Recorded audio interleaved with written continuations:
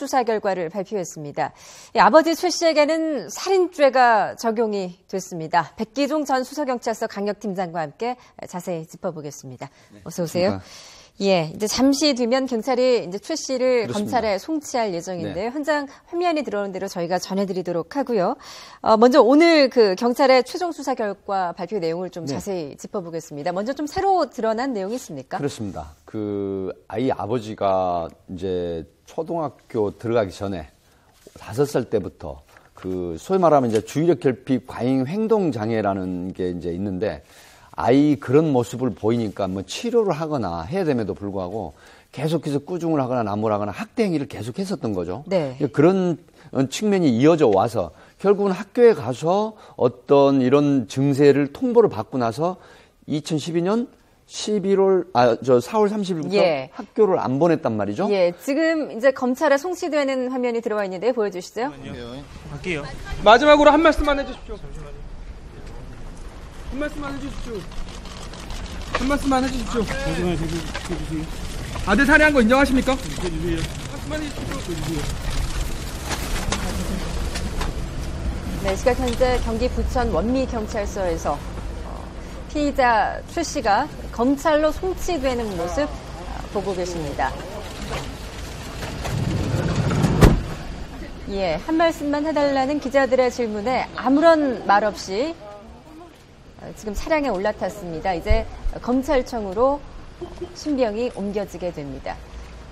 팀장님, 이제 앞으로 어떻게 되는 거죠? 네, 검찰에 이제 두 부부가 송치가 되면은 이제 검찰에서 이제 인정신문, 경찰에 수사한 사항 뭐 자백하거나 진술한 부분이 모두 사실인지 여기에 대한 이제 부합하거나 일치한 부분을 다시 한번 수사를 합니다. 예. 하고서 이제 그런 부분이 인정이 되면 10일, 많게는 20일 이내에 구속기간 연장이 되면 20일이고요. 그렇지 않으면 10일 이내에 검찰이 살인죄를 포함한 경합죄로 기소를 해서 재판에 붙이는 그런 상황이 진행이 되겠습니다. 예, 일단 살인죄 그 적용 여부를 놓고 그동안 주목을 끌었었는데 이제 경찰은 살인죄를 적용하기로 했습니다. 그렇습니다. 검찰도 살인죄를 적용을 하겠죠. 이제 검찰과 경찰이 서로 수사 조율을 하는 상황이기 때문에 송치 전에 살인죄로 인정이 될 만한 부분들을 충분히 확보를 했다. 이렇게 보고요. 그래서 결국은 그 의견으로 송치를 하면 검찰에서도 물론 다시 수사를 하겠지만 결국은 이 사안이 살인죄를 포함한 기소를 할 가능성이 굉장히 높습니다. 지금 이제 아들 시신을 훼손하고 유기한 어머니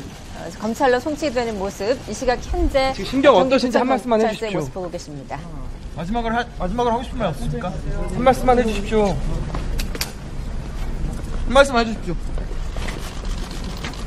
그럼 딸. 한 말씀만 해주십시오. 남은 딸에게 하고 싶은 말 없습니까?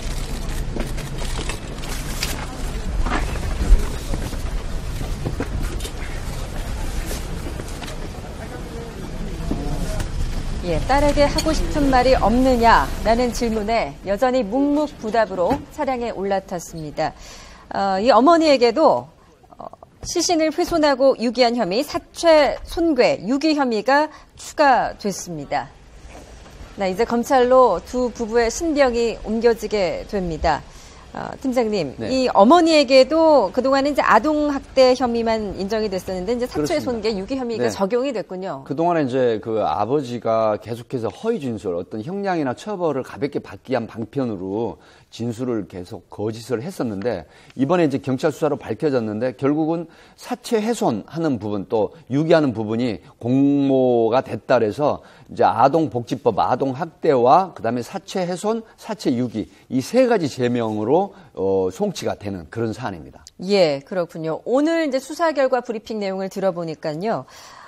그 사망할 전후만 폭행을 했던 게 아니라 이 아이가 5살 때부터 그렇습니다. 상습 폭행을 해왔더라고요. 네. 앞에서 말씀을 드렸지만 주의력 결핍 가행 행동장애 소위 말하면 어떤 정서적으로 굉장히 불안한 증세를 보이면서 어떤 뭐 행동에 대한 어떤 충성도 이런 부분 지나친 부분들이 막 벌어지거든요. 이런 부분들을 치료를 하거나 아니면 어떤 교육을 통한 그런 부분들로 개선을 시켜야 되는데 오로지 아이 탓이라고 생각을 하고 아이를 학대를 했던 부분들이 경찰 수사 결과 결국 밝혀진 것이죠. 예, 지금 이 아버지의 모습을 보니까요. 오늘 이제 경찰이 몸무게를 밝혔는데 90kg의 거구인 이 아버지가 16kg의 뼈만 앙상하게 남은 아들을 그렇게 상습적으로 폭행해왔다는 것 아니겠습니까? 그렇습니다.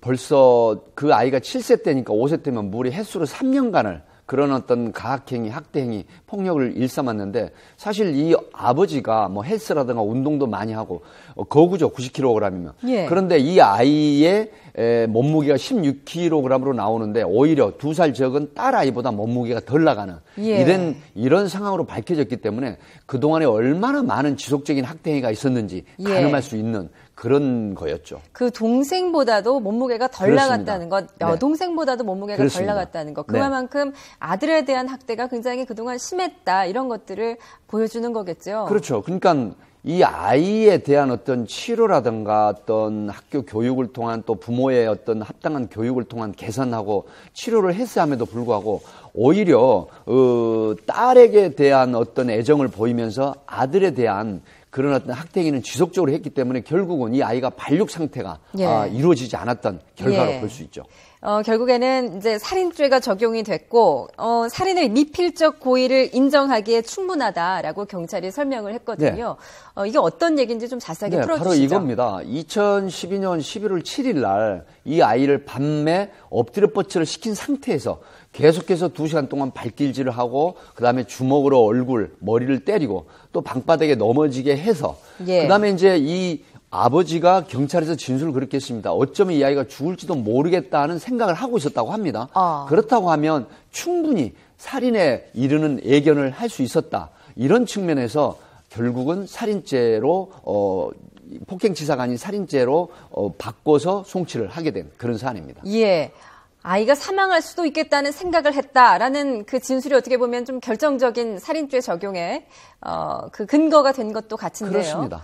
그런데 이 사망할 수도 있겠다라는 생각을 했는데도 폭행을 그치지 않은 것, 분노 충동 조절 장애를 앓고 있었다고 하는데 연관이 있습니까? 그렇습니다. 있습니다. 이 분노 충동 조절 장애는 본인이 스스로 어떤 행위를 할 때 제어하거나 중지를 하는 이런 부분이 아니고 끝까지 어떤 결과가 나올 때까지 자기 직성이 풀릴 때까지 하는 행동이거든요. 이게 이제 분노 충동 조절 장애인데 결국은 은둔형 애토리에다가 고등학교 때부터 할아버지가 증언을 했죠. 고등학교 때부터 게임 중독에다가 그다음에 굉장히 알코올성 의존도가 높은 이런 상황이고요. 뭐 사이코패스나 소시오패스 기질은 나타나지 않았지만 상당히 반사회적, 반인격적인 그런 기질은 이 범죄 심리 행동 분석에서 프로파일러를 통해서 밝혀졌죠. 예. 그런 측면이기 때문에 이 아이에 대한 자식에 대한 어떤 애정이 아니라 분풀이의 대상으로 삼았다. 이렇게 보는 것이죠. 예. 조금 전에 이제 검찰로 송치되는 화면을 저희가 생중계로 보여드렸는데 이 자리에서도 아무런 말도 하지 않고 사실상 죄송하다라는 그 짤막한 말이라도 저희 좀 기대를 해봤는데 그런 말도 없이 지금 들어갔습니다. 사실 여전히 반성의 기미를 보이지 않고 있다 이렇게 봐야 될까요? 그렇습니다. 반성의 기미가 전혀 없는 것이죠. 경찰 수사 때도 그렇고요. 심경한 말씀만 말씀해 주십시오. 지금 어제 심경 일어난 어제 그 진행을 했던 현장 검증에서도 마지막으로 한 말씀만 해주십시오. 전혀 담담히 사실 동물도 짐승도 자기 가족이나 자식을 끔찍이 아끼는 그런 모습을 보이잖아요. 예. 그럼에도 불구하고 그 현장에서도 전혀 반성하거나 뉘우치는 기색이 없었다는 데 대해서 더 한 번 공분을 사는 그런 행태죠. 그렇습니다. 더더구나 그 어머니 인지능력 장애를 앓고 있었다고는 하지만 어떻게 이렇게 어떻게 보면 동조를 했다라고 볼 수 있을 텐데요. 어머니가 또 어떻게 그럴 수 있었을까요? 그렇습니다. 여기서 이제 많은 어떤 국민들이 미스터리하다고 느끼는 게 자기 몸으로 낳은 자식이 그런 지경에 이르렀을 때도 제지하거나 적극적인 어떤 대처를 하지 않고 오히려 아이가 사망한 걸 알고 그다음에 남편하고 떨어지는 게 불안하다는 이런 진술을 하면서 예. 결국은 시신 훼손에 동조를 했다는 부분은 과연 이런 부분이 어떻게 해석을 할 것인지 이게 예. 과연 정신질환이 있는 건지 없는 건지 의아스러울 정도의 그런 행태가 보인 게 더욱 공분을 사는 것이죠. 예. 그리고 지금 또 더더구나 이제 언론에 많이 알려져 있는 사실 가운데 하나가 이 어머니 한 씨가 딸에 대해서는 유독 집착을 보이고 있다고 하지 않습니까? 굉장히 딸의 안위를 걱정하고요. 본인이 키워야 된다라고 하면서 말이죠. 네.